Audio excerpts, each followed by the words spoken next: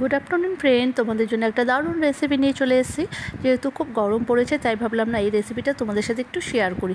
আজকে আমি রান্না করেছি কাতলা মাছের ঝোল। সেটা কিভাবে করলাম চলো তোমাদের বলে দিই।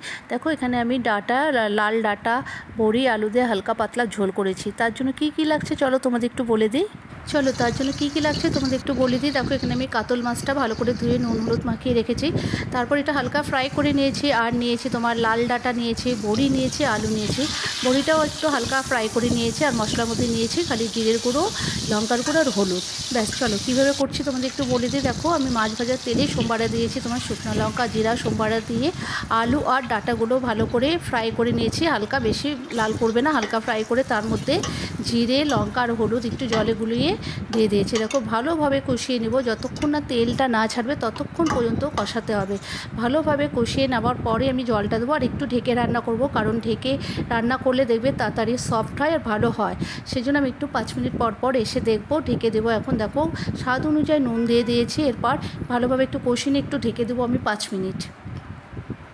দেখো 5 মিনিট পর আমি এসে দেখছি অনেকটা তেল বেরিয়ে গেছে। দেখো যতক্ষণ না তেল না বেরোবে ততক্ষণ পর্যন্ত ভালোভাবে কষিয়ে নেবে, নাহলে দেখবে ভালোভাবে না কষলে একটা মশলার গন্ধ লাগে। সেজন্য ভালোভাবে কষিয়ে নিতে হবে।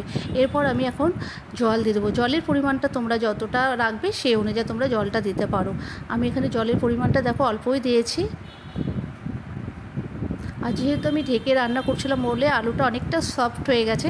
এবার দেখো ঝোলও ফুটে গেছে। এর মধ্যে আমি প্রত্যেকটা মাছ এখন আমি দিয়ে দেবো। প্লিজ তোমরা একবার এইভাবে ট্রাই করো, আশা করি তোমাদের ভালো লাগবে। এই গরমে গন্ধরাজ লেবু দিয়ে খাবে, দারুণ লাগে।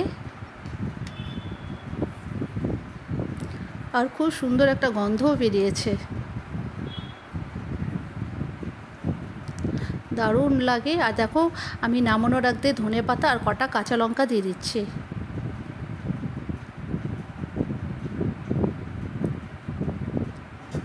তোমাদের যদি এই রেসিপিটা ভালো লেগে থাকে অতি অবশ্যই একটু লাইক, শেয়ার, একটু কমেন্ট করো।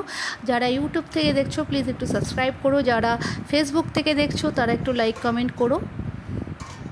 5 মিনিট আমি ধনেপাতা দিয়ে ঢেকে রেখেছি। এরপর দেখো আমার মাছের ঝোলটা রেডি হয়ে গেছে। এখন নামানোর আগে আমি এখন বড়িটা দেবো, কারণ বড়ি আগে দিলে গলে একদম নরম হয়ে সব ভেঙে যাবে। সেজন্য বড়িটা আমি লাস্টেই দিচ্ছি।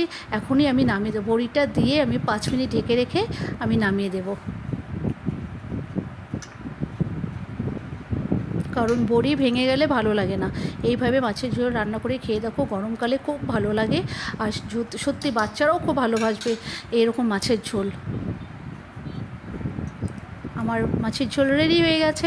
কেমন লাগলো তোমাদের এই রেসিপিটা অতি অবশ্যই কিন্তু একটু লাইক কমেন্ট করে একটু জানাবে। আর যাদের তোমরা যদি আরও অন্য কিছু রেসিপি দেখতে চাও সেটাও আমাকে কমেন্ট করে বলবে, আমি সেই রেসিপি ট্রাই করব। আর তোমাদেরও যদি কোনো রেসিপি জানা থাকে প্লিজ আমাকে একটু কমেন্ট করে জানাবে। চলো আজকের ভিডিওটা এখানেই রাখছি। ভালো লাগলে অতি অবশ্যই একটু লাইক শেয়ার করো। টাটা বাই, সবাই ভালো থেকো, সুস্থ থেকো।